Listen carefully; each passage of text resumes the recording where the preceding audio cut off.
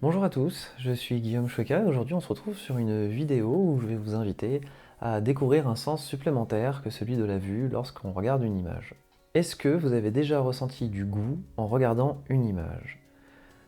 Ou est-ce qu'un goût vous a procuré une image? Voilà tout le thème de la vidéo d'aujourd'hui. Et aujourd'hui, je ne vais pas parler de ce sujet seul puisque j'ai le plaisir d'accueillir dans cette vidéo Véronique Duguet.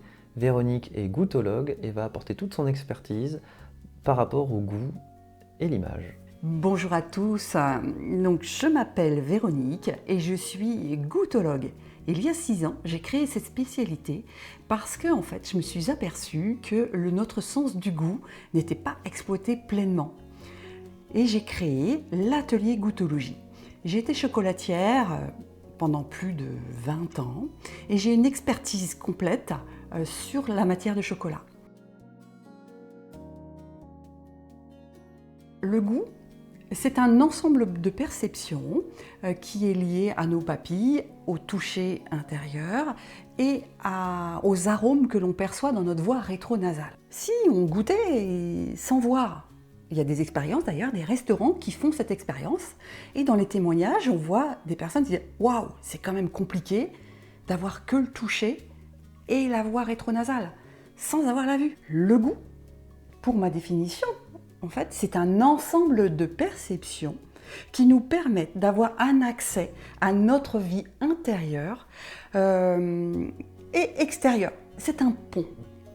Alors pourquoi on parle de goût en photographie? Je suis certain qu'à l'idée de regarder une image de pain, vous avez déjà eu le goût du pain. Pareil pour des croissants, pour un gâteau au chocolat, un camembert, du chocolat tout court, un café, une barbe à papa.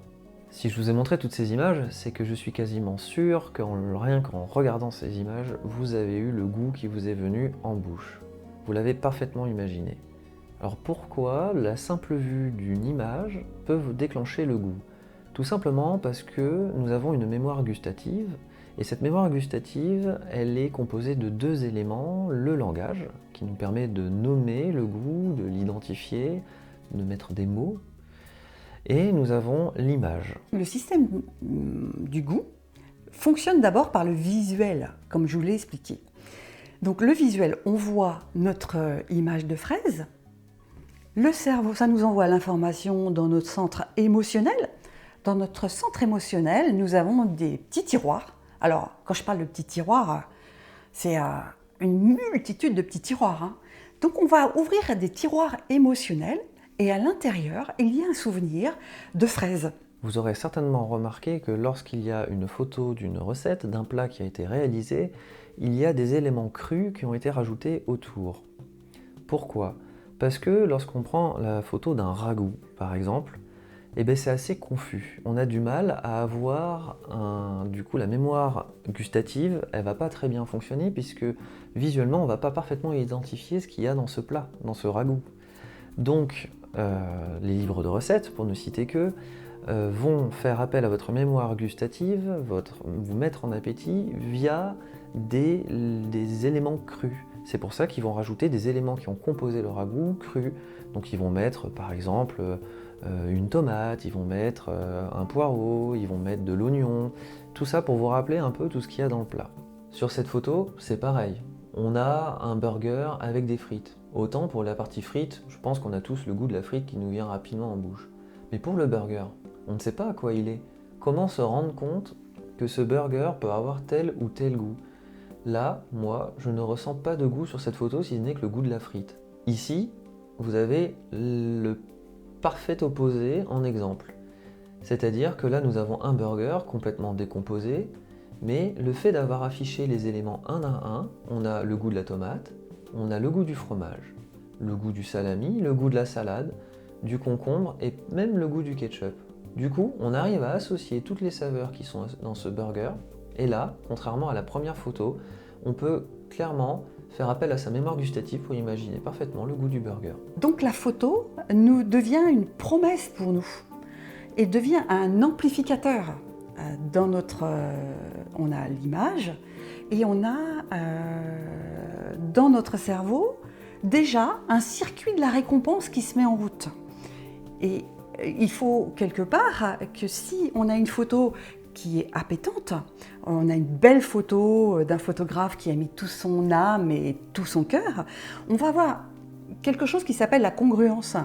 La congruence, c'est l'accord entre l'image. Alors je parlais des restaurateurs ou des photos qu'on a sur Instagram des restaurateurs, et l'assiette qu'on va recevoir dans ces deux synergies, eh bien, il faut une congruence. Si on a une superbe photo avec une superbe lumière qui va nous mettre en appétence, qui va déjà faire marcher notre cerveau à l'intérieur, cette logique qui va mettre en route un enclenchement qui s'appelle le circuit de la récompense.